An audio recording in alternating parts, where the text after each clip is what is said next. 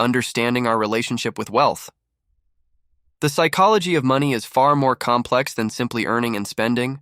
It's about how our attitudes, experiences, and emotions shape our financial decisions and how we relate to wealth and security. Understanding this psychological dynamic can significantly impact how we handle money and how it influences our lives. 1. Money and emotion, the deep connection. Our emotions play a pivotal role in the way we interact with money. While we might like to think we approach money rationally, the truth is that emotions, like fear, greed, guilt, and pride, often take the wheel. Fear is a common driver of financial decisions, whether it's fear of not having enough, fear of losing what we already have, or fear of missing out on opportunities. This emotion can lead to overly cautious behavior, such as hoarding money or being unwilling to invest. On the other hand, greed, the desire for more wealth, can push individuals to take excessive risks, investing in schemes that promise high returns but carry equally high levels of danger. Other emotions, such as guilt or shame, also come into play. Some people may feel guilty about having more money than others, leading them to give away or squander their wealth. Others may feel ashamed of their financial situation and either avoid dealing with it or attempt to present a false image of wealth through overspending. Understanding these emotions is key to making more balanced, healthy financial choices. 2. The influence of early experiences with money. Our relationship with money begins in childhood.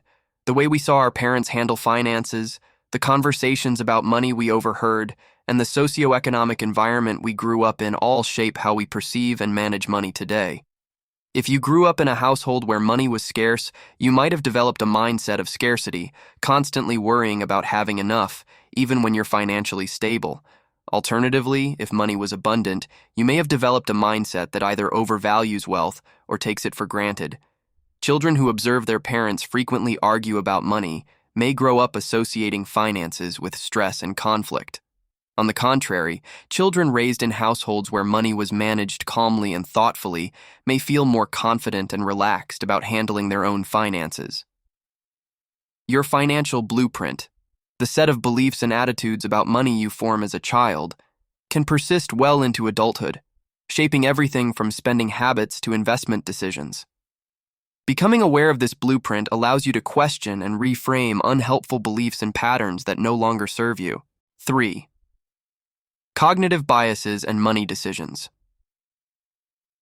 Even the most logical among us are susceptible to cognitive biases, irrational ways of thinking that can lead to poor financial decisions. These biases are a major factor in the psychology of money, and they can dramatically affect how we save, invest, and spend. One of the most common cognitive biases is loss aversion, the tendency to prefer avoiding losses rather than acquiring equivalent gains. For instance, people often fear losing money in investments more than they desire potential profits, leading them to forego profitable opportunities. This bias can keep individuals stuck in conservative financial decisions, such as sticking with a low-interest savings account instead of exploring investment options with higher returns. Another common bias is the confirmation bias, where individuals seek out information that confirms their pre-existing beliefs while ignoring evidence that contradicts them. For example, someone who believes that investing in stocks is too risky may only focus on news about market crashes and ignore stories about long-term stock market growth. This kind of thinking can prevent us from making well-rounded, informed financial choices. The overconfidence bias also plays a role in financial decision-making. Some people, especially after a few lucky wins in the market, may become overly confident in their ability to predict financial trends or manage investments. This leads to riskier financial behavior that could backfire. Awareness of these cognitive biases helps us step back, recognize when our decisions are being influenced by irrational thinking, and adopt a more balanced approach to financial planning. 4.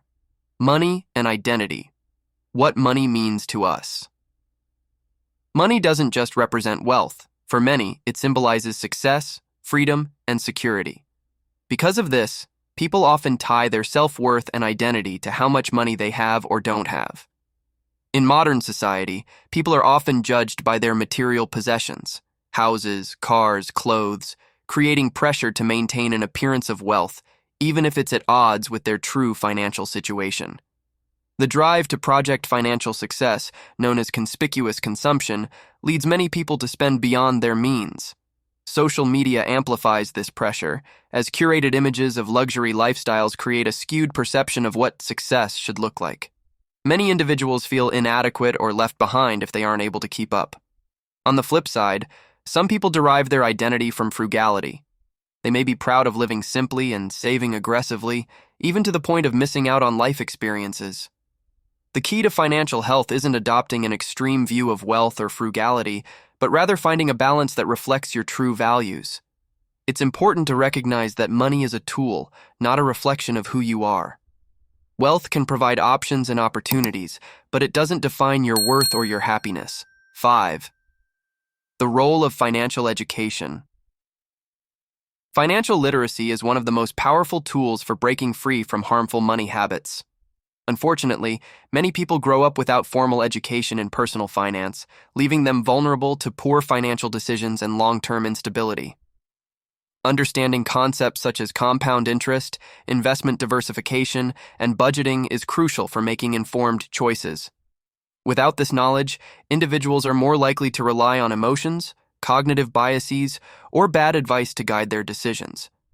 This can lead to living paycheck to paycheck, accumulating debt, or missing out on the benefits of long-term investments. Fortunately, the rise of accessible financial education through books, online courses, and financial advisors has made it easier than ever to improve your understanding of money. By educating yourself, you gain the confidence to manage your finances proactively rather than reactively and set yourself up for long-term success. 6. Scarcity versus abundance mindset. Another key concept in the psychology of money is the scarcity versus abundance mindset. People with a scarcity mindset often feel like there is never enough money. This belief can manifest in a constant sense of worry, as well as financial behaviors like hoarding, underspending, or working excessively out of fear of losing money. The scarcity mindset often prevents people from taking calculated risks, such as investing in the stock market or pursuing career changes that could increase their income. In contrast, those with an abundance mindset believe that opportunities for wealth are plentiful. This mindset doesn't mean recklessness with money, but rather a more positive outlook that encourages smart risk-taking and long-term thinking. People with an abundance mindset are more likely to invest in themselves, whether by acquiring new skills, starting a business, or making investments that can grow over time. Moving from a scarcity to an abundance mindset requires a shift in how we view wealth. It involves recognizing that money is a resource to be managed wisely, but not to be feared. This shift can improve not only your financial life, but also your overall sense of well-being and fulfillment. 7. The importance of setting financial goals. Without clear goals, it's easy to fall into patterns of mindless spending or saving with no specific purpose. Setting financial goals helps bring clarity and purpose to your relationship with money.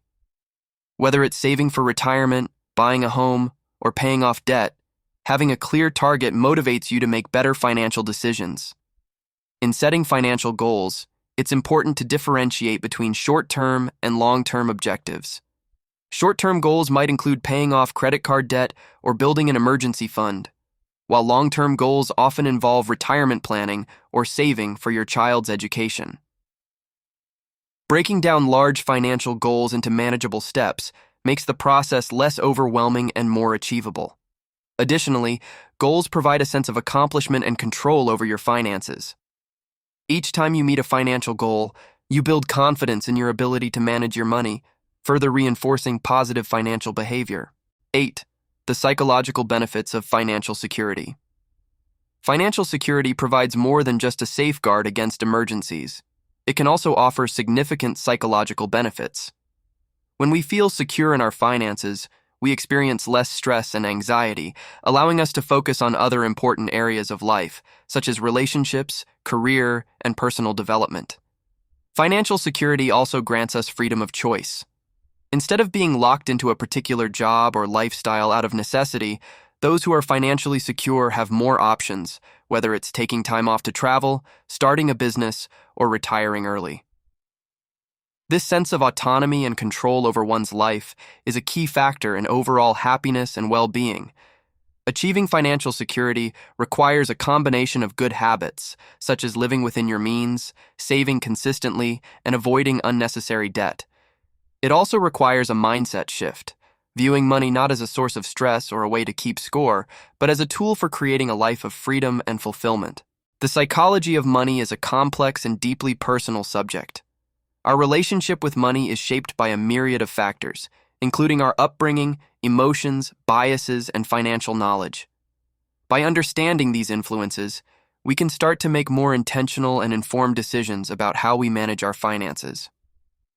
Ultimately, mastering the psychology of money means recognizing that wealth is not an end in itself, but a means to an. Thank you very much. Subscribe for more video.